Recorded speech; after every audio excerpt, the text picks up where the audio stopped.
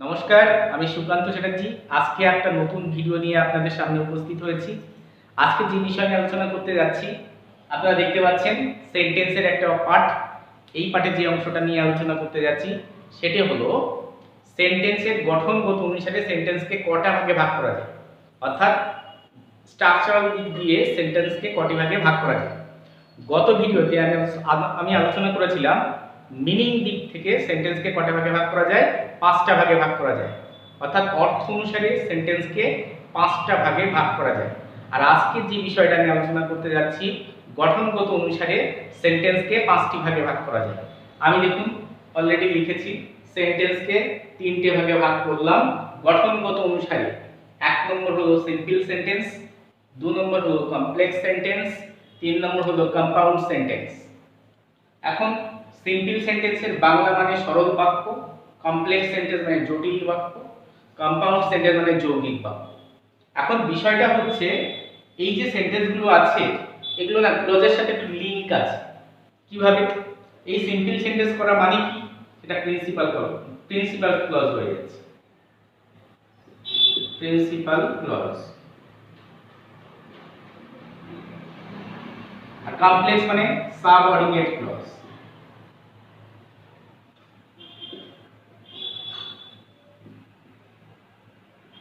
Subordinate clause. Compound sentence মানে coordinate clause, coordinate clause.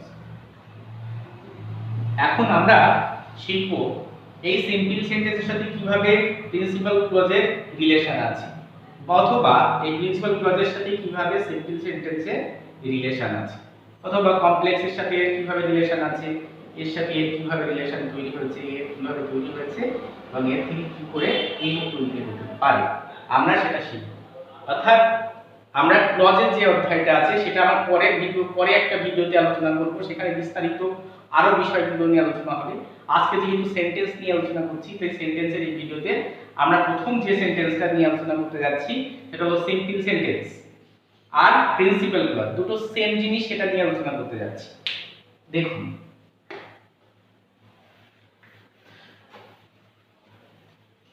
তাহলে প্রথম যে বিষয়টা নিয়ে আলোচনা করতে যাচ্ছি সেটা হলো কি, সিম্পল সেন্টেন্স। Simple sentence. এখন সিম্পল সেন্টেন্স মানে কি বলেছি আমি বাংলায়, সরল বাক্য। আবার বলেছি এই সিম্পল সেন্টেন্সটাই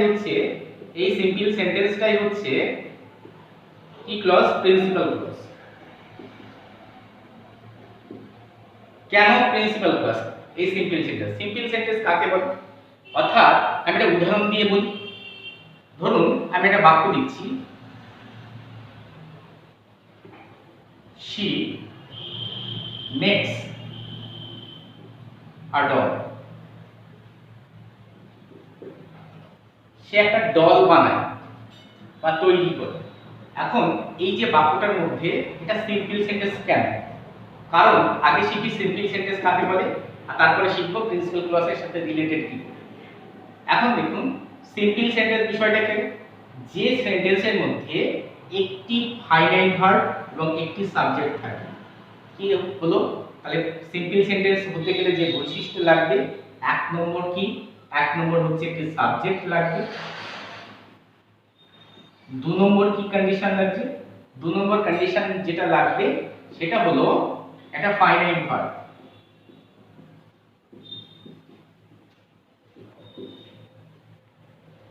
তাহলে একটি সাবজেক্ট, একটি করে দিন, একটি ডু ইট।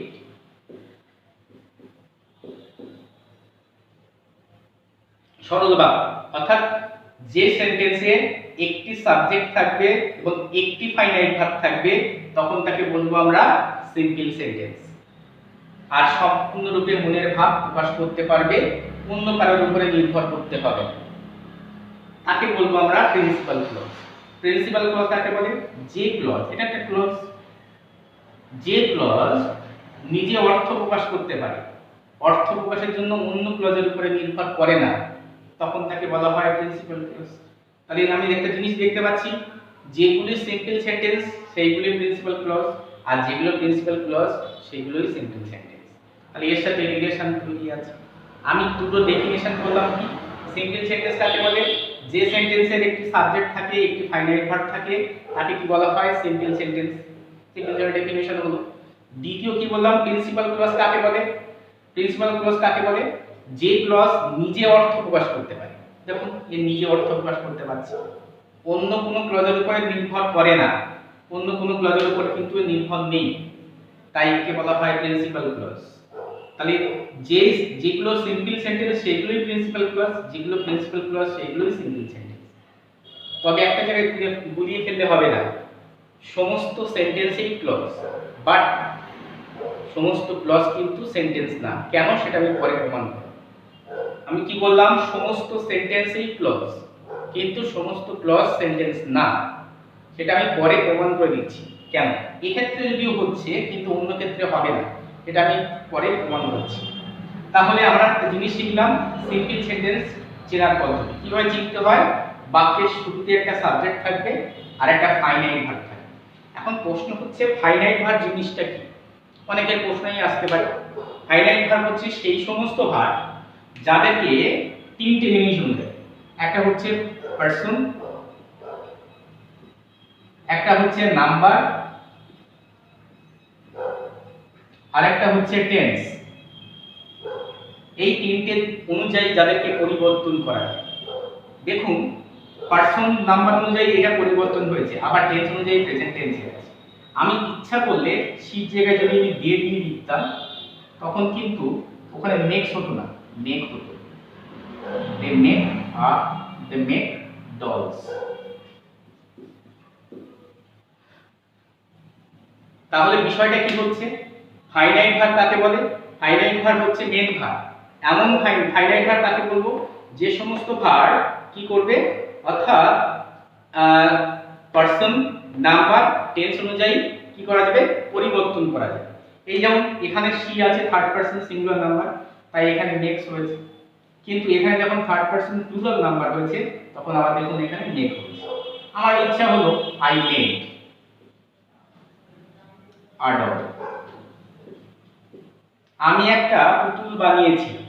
এখন দেখুন এখানে যেমন প্রেজেন্ট টেন্সে ছিল মেক্স বা মেক হয়েছিল, কিন্তু যখন আমি পাস্ট টেন্সে করলাম তখন মেড হয়েছে। তার মানে কি কি হচ্ছে দেখুন, পারসন নাম্বার টেন্স অনুযায়ী যে সমস্ত ভার্বকে পরিবর্তন করা যায় তাদেরকে বলবো আমরা ফাইনাইট ভার্ব। তাহলে যদি কোনো একটা সেন্টেন্সে একটা সাবজেক্ট আর কি একটা ফাইনাইট ভার্ব এবং একাধিক নন ফাইনাইট ভার্ব থাকতে পারে তাকে বলবো আমরা সিম্পল সেন্টেন্স। আর প্রত্যেকটা সিম্পল সেন্টেন্স হচ্ছে প্রিন্সিপাল ক্লজ। কেন প্রিন্সিপাল ক্লজ কাকে বলে, প্রিন্সিপাল ক্লজ হচ্ছে সেই সমস্ত ক্লজ যা স্বাধীন বাক্যাংশ, অর্থাৎ সম্পূর্ণরূপে নিজে অর্থ প্রকাশ করতে পারে, অন্য কোনো ক্লজের তার দরকার হয় না অর্থ প্রকাশের জন্য, তাকে বলা হয় প্রিন্সিপাল ক্লজ। তাই সমস্ত প্রিন্সিপাল ক্লজ সিম্পল সেন্টেন্স, সমস্ত সিম্পল সেন্টেন্স প্রিন্সিপাল ক্লজ। এবার নেক্সট চলে আসুন কমপ্লেক্স সেন্টেন্স। কমপ্লেক্স সেন্টেন্স বুঝতে পারছেন নামের সাথে কমপ্লেক্স আছে, অর্থাৎ জটিল ব্যাপারটা জড়িয়ে আছে, জটিল বাক্য এই জন্য নামটাও রয়েছে। কম্পাউন্ড সেন্টেন্সের সাথে কোন ক্লজের রিলেশন আছে, সাবঅর্ডিনেট ক্লজ। তাহলে একদিকে কমপ্লেক্স লিখি আর একদিকে সাবঅর্ডিনেট ক্লজ লিখি। এখন এর সাথে রিলেশন কি করে আছে আপনি একটু দেখুন।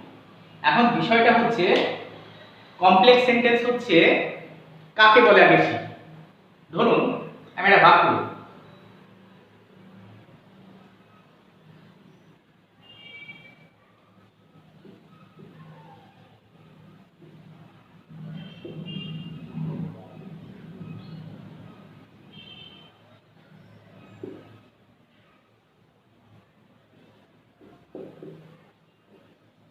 Teacher I know the man, আমি লোকটাকে জানি যে ছিলেন একজন শিক্ষক। এখানে নোটা নিউ করে দাও, K N E W. I knew the man, আমি লোকটাকে জানতাম যে ছিল একজন শিক্ষক। এখন এখানে দেখুন আমি একটা জিনিসটা বুঝি ক্লজ কতটা, ক্লজ জিনিসটা কি, ক্লজ হচ্ছে এমন জিনিস আমাকে খুঁজতে হবে একটা বাক্যের মধ্যে কতগুলো ফাইনাইট ভার্ব আছে। আমরা একটু আগে শিখে এসেছি ফাইনাইট ভার্ব কিভাবে খুঁজে বার করতে হয়। এখন এই বাক্যের মধ্যে প্রথম যে ফাইনাইট ভার্ব আছে নিউ, দ্বিতীয় যে ফাইনাইট ভার্ব আছে ওয়াজ। তার মানে একটা বাক্যের মধ্যে যতগুলো ফাইনাইট ভার্ব থাকে ততগুলো ক্লজ। অর্থাৎ এই বাক্যটার মধ্যে দুটো ফাইনাইট ভার্ব আছে, তার মানে দুটো ক্লজ। এটা ফাইনাইট ভার্ব কেন? কারণ ওয়াজটা ইউজও করা যায়, প্রেজেন্ট টেন্সেও করা যায়, অথবা shall be, will be, future টেন্সেও করা যায়। বি ভার্ব তো, তাই টেন্স অনুযায়ী চেঞ্জ করা যাচ্ছে, এই জন্য ফাইনাইট ভার্ব। এখন বিষয়টা কি হলো, এই বাক্যে দুটো যেহেতু ফাইনাইট ভার্ব আছে, তাই এখানে দুটো ক্লজ আছে। প্রথম অংশটা কি? আই নো দ্য ম্যান, এখান থেকে এই পর্যন্ত একটা অংশ। তাহলে প্রথম অংশটা হচ্ছে আই নো দ্য ম্যান, আর দ্বিতীয় অংশটা হু ওয়াজ আ টিচার, এই হচ্ছে দ্বিতীয় পার্ট। অর্থাৎ এখান থেকে এই পর্যন্ত একটা ক্লজ, আর এখান থেকে এই পর্যন্ত একটা ক্লজ। হু থেকে এই পর্যন্ত একটা ক্লজ। প্রথম অংশটা দেখুন, আমি ধরুন এই অংশটা বললাম না, বাদই দিলাম, আমি লিখলাম আই নিউ দ্য ম্যান, আমি লোকটাকে চিনতাম। এখন আমি লোকটাকে চিনতাম, আমার বাক্যের অর্থ প্রকাশ করতে পেরেছি। অর্থাৎ ওটা কি সেন্টেন্স? ওটা হচ্ছে সিম্পল সেন্টেন্স, অথবা যদি ক্লজ দিক দিয়ে বলি প্রিন্সিপাল ক্লজ। বাট এই অংশটা হচ্ছে, দেখুন আমি যদি বলতাম, ধরুন আমি এই অংশটা না বলে আমি যদি বলি হু ওয়াজ আ টিচার, যিনি ছিলেন একজন শিক্ষক, তাহলে এই অংশটা কিন্তু কি হচ্ছে, সম্পূর্ণরূপে অর্থ প্রকাশ করতে পারছে না। কার উপরে নির্ভর করতে হচ্ছে অর্থ প্রকাশের জন্য? এই ক্লজের উপরে নির্ভর করতে হচ্ছে।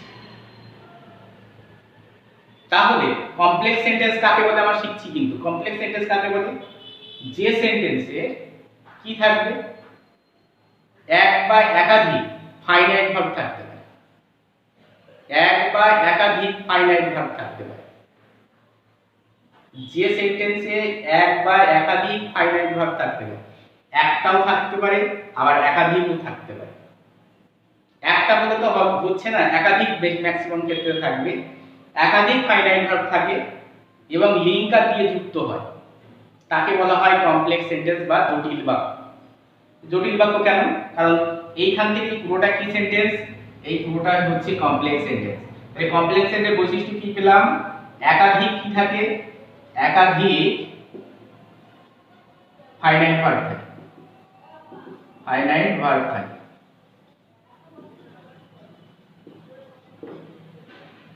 একাধিক কি থাকে, ফাইনাইট ভার্ব থাকে। আর কি থাকবে, কি থাকতে পারে? সাবজেক্ট একাধিক থাকতে পারে। সাবজেক্ট কিন্তু একটা আছে এরকম তো নেই, এই একটা সাবজেক্ট, এখানেও একটা, হু ক্ষেত্রে এখানেও নিজেও সাবজেক্ট। অর্থাৎ একাধিক কি থাকতে পারে, সাবজেক্ট থাকতে পারে, সাবজেক্ট থাকতে পারে।